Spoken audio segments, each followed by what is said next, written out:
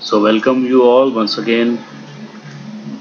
चलिए आज हम पढ़ेंगे महानदी अपवाह तंत्र और इसे हम पहले इसके बेसिक हम यहाँ से कुछ पढ़ेंगे और उसके बाद फिर आगे का जो डिटेल है महानदी का वो हम इस मैथ के ज़रिए पूरा स्टडी करेंगे। ठीक है, तो चलिए सबसे पहले कुछ बेसिक हम जान लें महानदी के बारे में। महानदी को छत्तीसगढ़ की गंगा कहा जाता है और साथ ही साथ जीवन रेखा भी कहा जाता है। महानदी को छत्तीसगढ़ की गंगा और जीवन रेखा कहा जाता है और बेसिकली ये छत्तीसगढ़ के मैदानी क्षेत्र में फैला हुआ है। इसका विस्तार टोटल 77,432 वर्ग किलोमीटर के साथ ये फैला हुआ है और कुल अपवाह तंत्र का 56.15% समाहित करता है। मतलब जितने भी अपवाह तंत्र है उसका सबसे ज़्यादा 56.15% केवल महानदी ही कवर अप कर लेता है। ठीक है, तो यहाँ से क्या क्या चीज़ें आपको जानकारी मिल रही हैं। तो एक तो छत्तीसगढ़ की गंगा, जीवन रेखा, मैदानी क्षेत्र में इसका विस्तार है टोटल 77,432 वर्ग किलोमीटर में और 56.15% टोटल अपवाह तंत्र का ये अपने में कवर अप कर लेता है। इसका ढाल जो है वो पूर्व की ओर है। ठीक है, ये आपका दिशा होता है north, south, west and east. ठीक है, तो ढाल इसका कहाँ पे होगा? ईस्ट की ओर, पूर्व की ओर। ठीक है, तो इसका ढाल कहाँ पे है? पूर्व की ओर है। ये मैप में आप देख सकते हैं, ये इसका जो ढाल है वो पूर्व की ओर जाके ये बंगाल की खाड़ी में समाहित हो जाती है। और इसके बाद बेसिकली इसका उद्गम कहाँ से होता है, कहाँ से निकलती है ये नदी? तो ये निकलती है धमतरी के सिहावा पर्वत से, जहाँ पे श्रृंगी ऋषि का आश्रम है और श्रृंगी ऋषि ने ही अपने शिष्य महानंद के नाम पे इस नदी का नामकरण किया था। ठीक है, महानंद उनके एक शिष्य थे जिसके नाम पर ही महानदी का नाम रखा गया था। तो यहाँ से याद रखिए धमतरी के सिहावा पर्वत से, ये है धमतरी। ये देखिए यहाँ से ये निकलती है नदी सिहावा पर्वत से और श्रृंगी ऋषि के आश्रम से निकलती है। उन्होंने अपने शिष्य महानंदा के नाम पे महानदी का नाम रखा था। टोटल इसकी जो लंबाई है नदी की वो है 858 किलोमीटर और इसके साथ छत्तीसगढ़ राज्य की सबसे लंबी नदी ये कहलाती है। सबसे लंबी नदी ये कहलाती है, लेकिन सबसे लंबी बहने वाली नदी जो है वो शिवनाथ नदी कहलाती है। ठीक है, सबसे लंबी जो बहने वाली नदी है 290 किलोमीटर के साथ शिवनाथ नदी है। एक्चुअली ये टोटल लंबाई है महानदी की 858 किलोमीटर, मगर छत्तीसगढ़ में ये 286 किलोमीटर की लंबाई के साथ बहती है। लेकिन फिर भी महानदी को ही सबसे लंबी नदी कहा जाता है छत्तीसगढ़ का। बट सबसे ज़्यादा लंबा बहने वाली नदी अगर बोलेगा तो शिवनाथ नदी हो जाएगी 290 किलोमीटर के साथ। ठीक है, तो महानदी जो है वो 286 किलोमीटर लंबाई के साथ बहती है छत्तीसगढ़ में और फाइनली इसका विसर्जन कहाँ पे हो जाता है? उड़ीसा में, जो कटक है उड़ीसा में, वहाँ बंगाल की खाड़ी में ये जो है छत्तीसगढ़ से बाहर निकल के विसर्जित हो जाती है। ये देखिए मैप में, ये छत्तीसगढ़ से बाहर निकल रही है, बंगाल की खाड़ी में आके इसका क्या हो जा रहा है? विसर्जन हो जा रहा है। यहाँ पे आप देख सकते हैं। ठीक है, तो ये थी कुछ बेसिक जानकारी, सामान्य जानकारी महानदी अपवाह तंत्र, महानदी से संबंधित। ठीक है, यहाँ से बहुत सारे क्वेश्चन बनते हैं। अब बाकी की जो जानकारी है महानदी अपवाह तंत्र से संबंधित हम मैप में कवर अप कर लेंगे। ठीक है, इसमें हम कवर अप करेंगे मैप में कि इसकी सहायक नदियाँ कौन कौन सी है, कहाँ से निकलती है, कहाँ तक जाती है, कितने जिलों में बहती है। ठीक है, और इसके अलावा कहाँ कहाँ पे त्रिवेणी संगम बनता है, सभी चीज़ें जो बची चीज़ें हैं ये मैप में आपका कवर अप हो जाएगा। तो देखिए सबसे पहले जैसा हमने अभी पढ़ा कि ये धमतरी जिले से निकलती है, सिहावा पर्वत श्रृंगी ऋषि के आश्रम से, महानंदा के नाम पे रखा गया नाम। ठीक है, तो आप देख सकते हैं ये ब्लू कलर से जो ये जो बना हुआ है ब्लू कलर से, यहाँ से नदी आपकी स्टार्ट हो रही है धमतरी के सिहावा पर्वत से, श्रृंगी ऋषि के आश्रम से। ठीक है, और ये बह रही है और बहते हुए सबसे पहले कहाँ जा रही है? नीचे आ रही है कांकेर में। तो सबसे पहले ये पहुँचती है कांकेर में सेकंड नंबर। स्टार्ट हो रही कहाँ से, आपके धमतरी से। तो पहला जिला हो गया धमतरी, धमतरी से जाती है कांकेर, कांकेर से देखिए बहते हुए ऊपर जा रही है, दिख रही है आपको। फिर पहुंचती है बालोद, बालोद से बहते हुए वापस से धमतरी आती है। धमतरी को ऑलरेडी हम नंबरिंग दे चुके हैं, तो धमतरी से बहते हुए आप देख सकते हैं चौथे नंबर पे कहाँ पहुंच गई। चौथा जिला हो गया गरियाबंद, गरियाबंद से बहते हुए एंटर करती है रायपुर में। तो पांचवा जिला ये पहुंच जाती है रायपुर। रायपुर से बहते हुए ये महासमुंद में पहुंचती है, देख सकते हैं आप महासमुंद में। तो छठवां जिला हो गया आपका महासमुंद। महासमुंद से ये ऊपर बहती है, ऊपर जाती है बड़ौदा बाजार में। तो 7 नंबर का जिला हो गया बड़ौदा बाजार, जहाँ पे बहती है। फिर पहुंचती है 8वें नंबर के जिले में, जो है जांजगीर चांपा। और जांजगीर चांपा से एंटर करती है रायगढ़ में, और रायगढ़ से फाइनली वो क्या होती है, बाहर निकल जाती है उड़ीसा की तरफ, कटक में। उड़ीसा कटक में बंगाल की खाड़ी में जाके ये विसर्जित हो जाती है। ठीक है, जैसा कि अभी हमने थ्योरी पार्ट में पढ़ा, वो आप यहाँ पे आप मैप में भी देख सकते हैं। तो टोटल कितने जिलों में बह रही है छत्तीसगढ़ के, ये 9 जिलों में। स्टार्टिंग हो रहा है धमतरी के श्रृंगी ऋषि के आश्रम सिहावा पर्वत से। उसके बाद ये कांकेर जा रही है, कांकेर से बालोद, बालोद से धमतरी वापस होते हुए गरियाबंद, गरियाबंद से रायपुर, रायपुर से महासमुंद, महासमुंद से बलौदा बाजार, फिर जांजगीर चांपा, देन उसके बाद रायगढ़ से सीधे बाहर बंगाल की खाड़ी उड़ीसा में इसका विसर्जन हो जाएगा। ठीक, तो ये हो गए। यहाँ से क्वेश्चन कैसे बनेंगे कि कितने जिलों में महानदी बहती है, तो 9 जिले हो जाएंगे। ठीक है, और कहाँ से इसका उद्गम होता है, तो धमतरी से होता है, सिहावा पर्वत से, श्रृंगी ऋषि के आश्रम से। कहाँ विसर्जित हो जाती है, तो बंगाल की खाड़ी उड़ीसा में हो जाती है, कटक में। ठीक है, और कैसे क्वेश्चन बन सकते हैं कि वो सबसे पहले कौन से जिले में जाती है धमतरी से, तो कांकेर में जाती है। 5वें नंबर से कौन से जिले में जाती है, तो रायपुर में जाती है। तो इस तरीके से यहाँ से क्वेश्चन जो है बन सकते हैं। अब ये तो हो गया इसका विस्तार। अब हम आते हैं महानदी की सहायक नदियों पे। कौन कौन सी नदियाँ हैं जो इसकी क्या हैं, सहायक नदी हैं। तो सहायक नदी 2 दिशाओं से नदियाँ आती है, बहते हुए कुछ नदियाँ, और वो महानदी की सहायक नदी बनती है। वो दिशाएं हैं नॉर्थ मीन्स उत्तर, और साउथ मीन्स दक्षिण। तो ये साउथ मीन्स ये नीचे का भाग है ना, ये अपना जो मैप है छत्तीसगढ़ का, उसका निचला हिस्सा साउथ कहलाएगा। तो साउथ से नीचे से ऊपर की ओर जो नदियाँ जाके महानदी में मिलेगी, वो कहलाएगी दक्षिण से आने वाली नदियाँ, जो आके महानदी की क्या बन जाती हैं, सहायक नदियाँ बनती हैं। तो ये नदियाँ नीचे से ऊपर की ओर आएगी, और ये जो महानदी आपको दिख रहा है ब्लू कलर का, इसमें आके ये समाहित हो जाएगी, इसमें मिल जाएगी। और नॉर्थ से मिस ऊपर से नदियाँ आएंगी, ये जो मैप का ऊपरी एरिया है, वहाँ से नदियाँ आएंगी, और वो नीचे की ओर आके महानदी से मिल जाएंगी, और उसकी सहायक नदियाँ कहलाएंगी।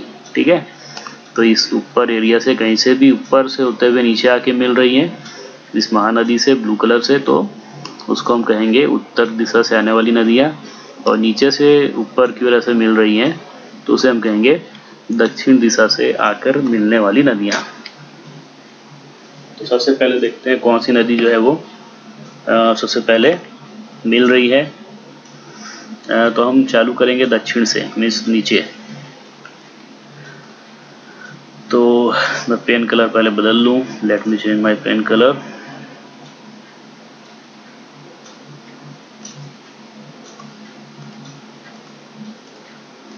Just minute.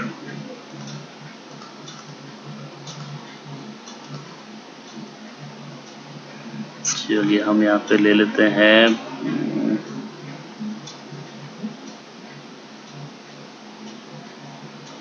हम कलर कौन सा लिया जाए, तो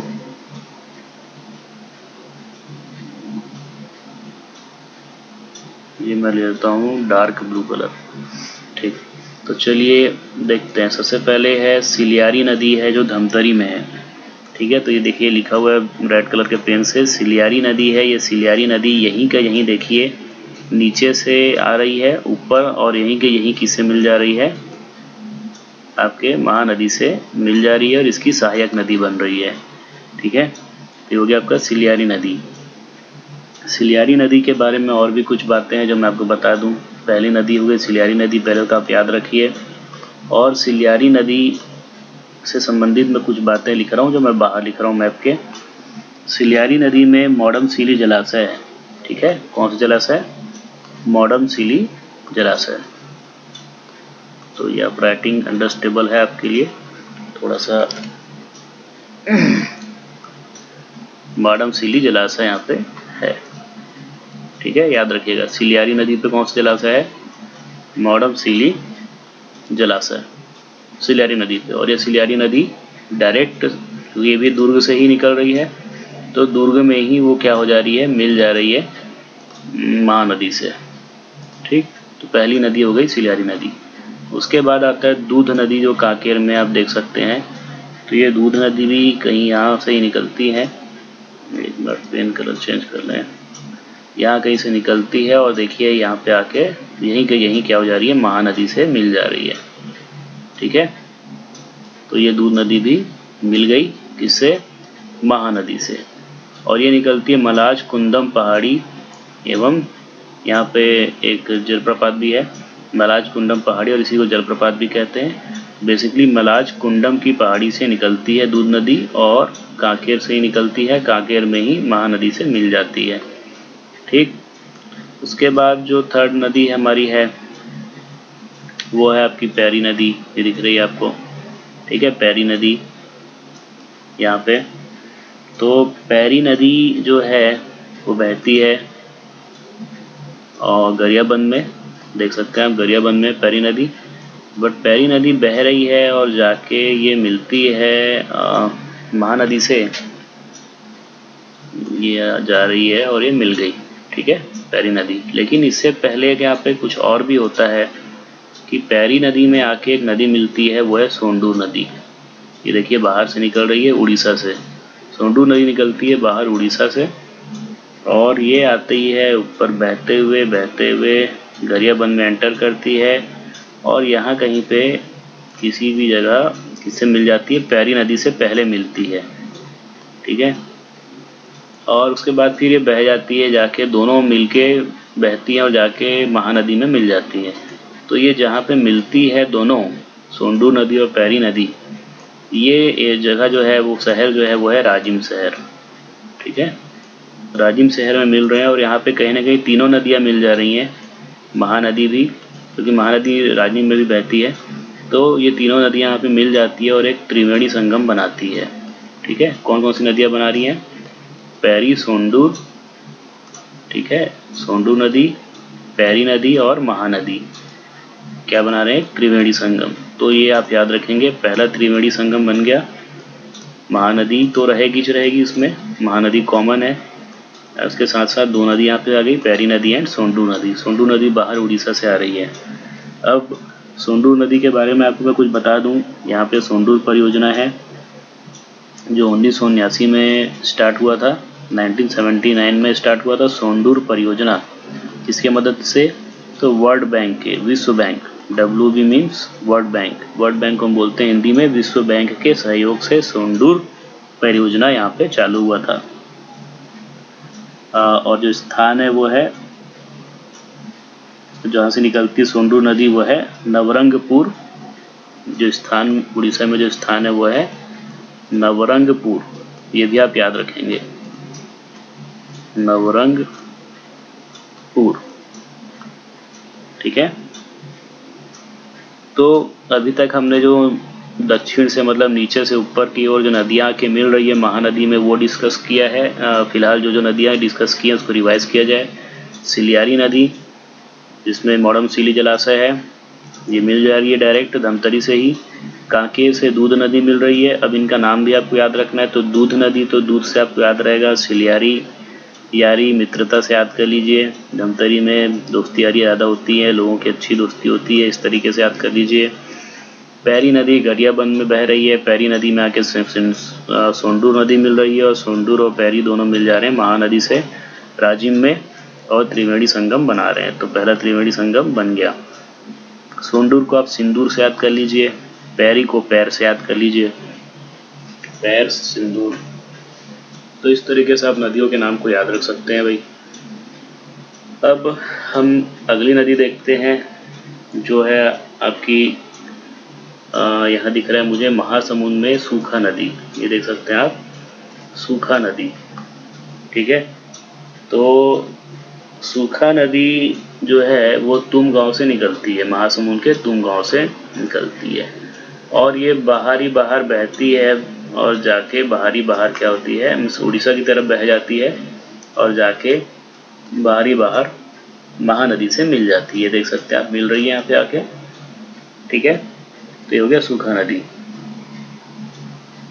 एक यहाँ पे रह गया लात नदी, ऊपर है जो, ये भी महासमुंद में ही है। तो लात नदी जो है इस पे विशेष ध्यान देना है क्योंकि दूसरा त्रिवेणी संगम लात नदी से बनने वाला है। ठीक है, और इसके साथ साथ बाहर एक जोक नदी भी है।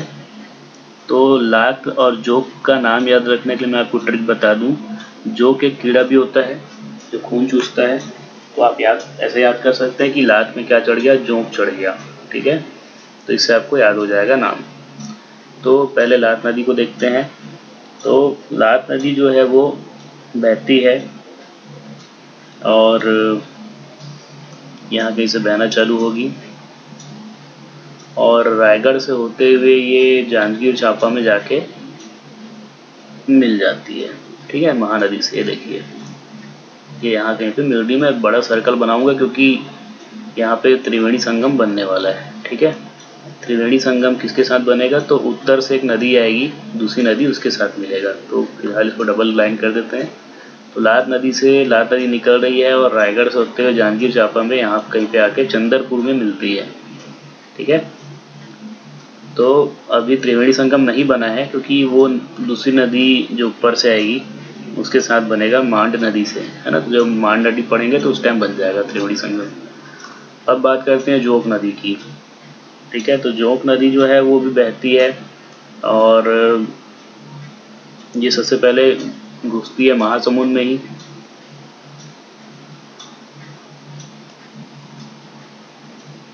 एक मिनट,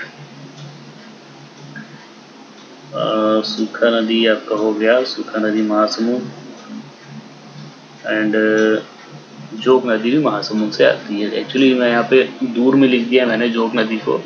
तो ये जोक नदी ये मान लीजिए यहाँ से निकल रही है ना, क्योंकि ये सूखा नदी से टच नहीं होती।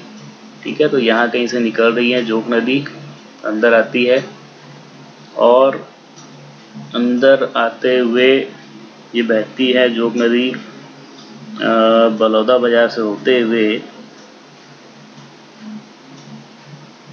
जोक नदी जो है वो थोड़ा बहुत बलौदा बाजार में बहती है और उसके बाद जाती है जांजगीर चांपा में भी है। ये भी जांजगीर चांपा में इस स्थान में आके महानदी से मिल जाती है। ठीक है, तो ये हो गया आपका जोक नदी।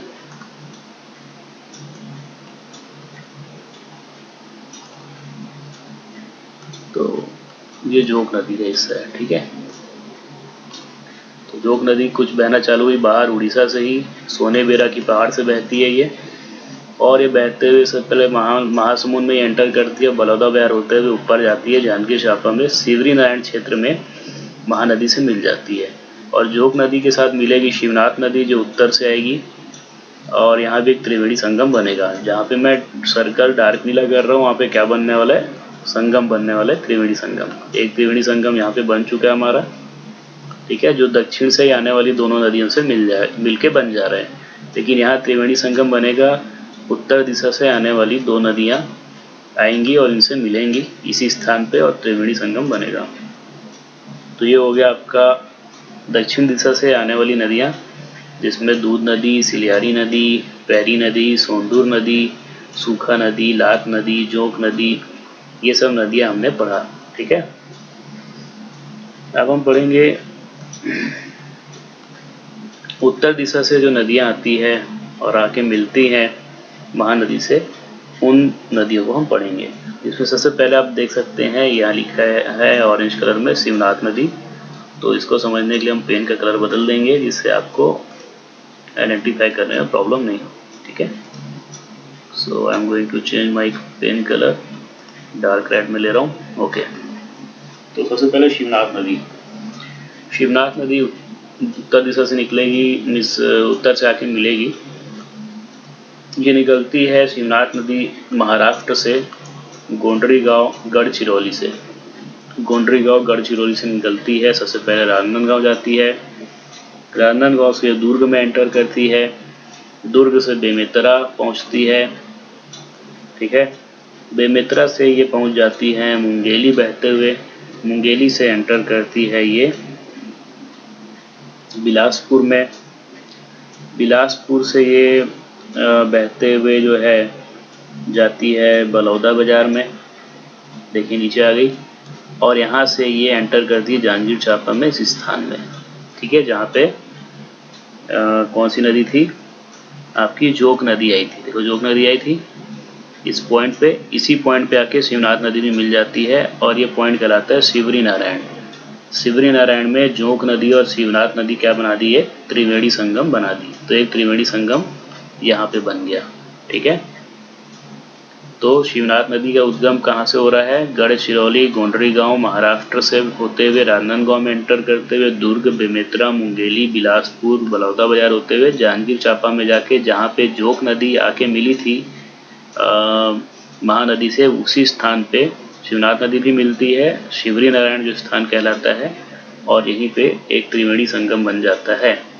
तो अभी तक 2 त्रिवेणी संगम बन गए, अब तीसरा त्रिवेणी संगम बनेगा आपके मांड नदी और लात नदी से। लात नदी हमने बनाया हुआ ऑलरेडी।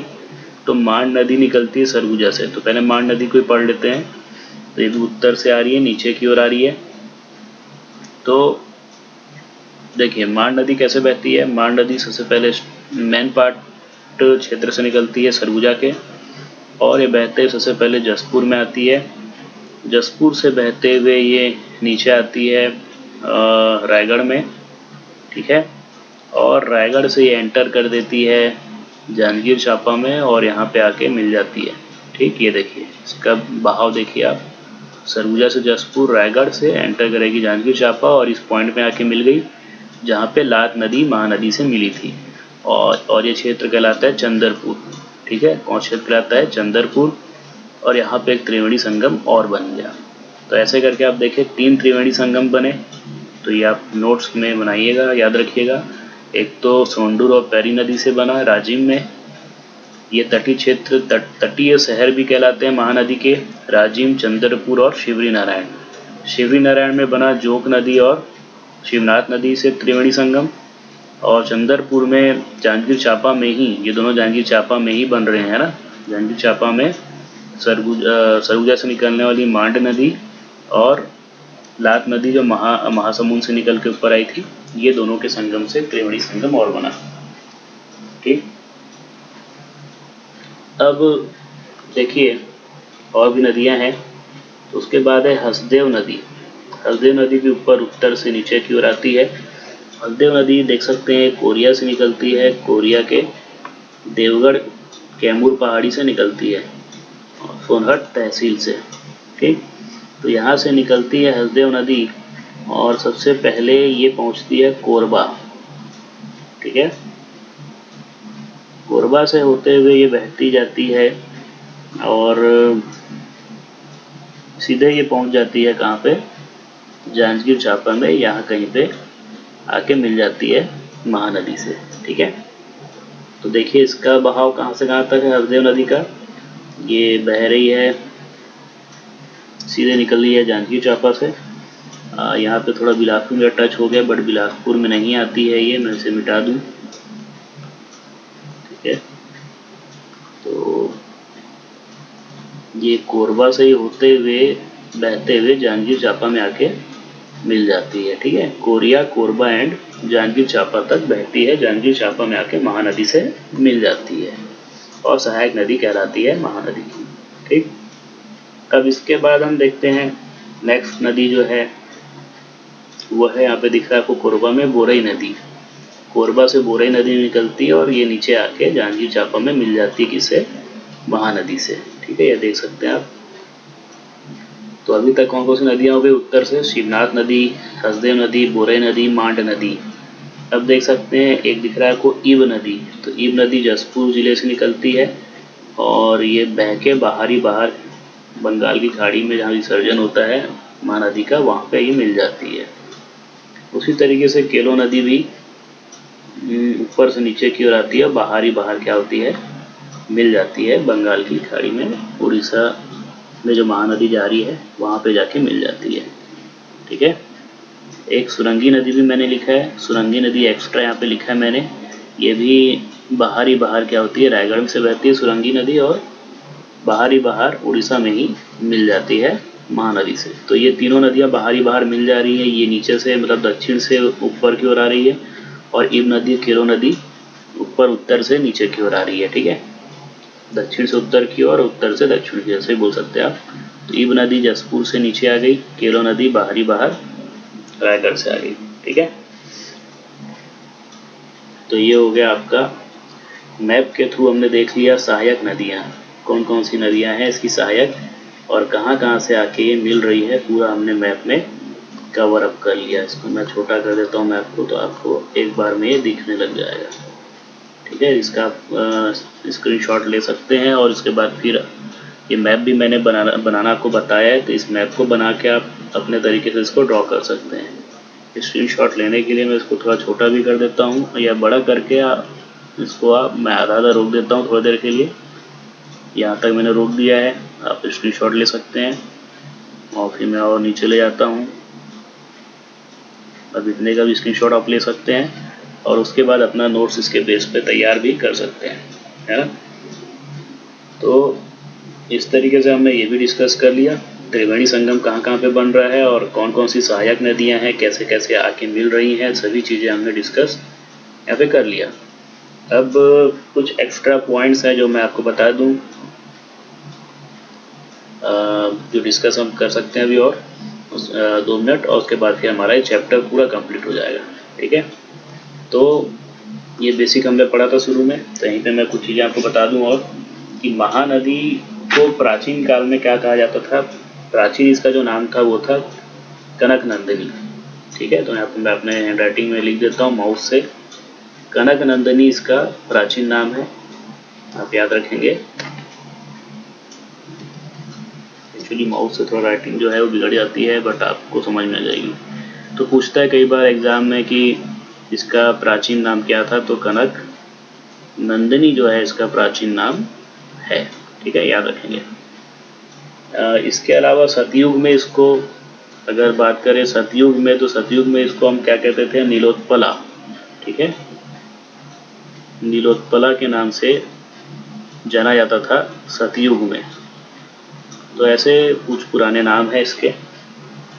द्वापर युग में चित्रोत्पला, अगर द्वापर युग की बात करें तो चित्रोत्पला।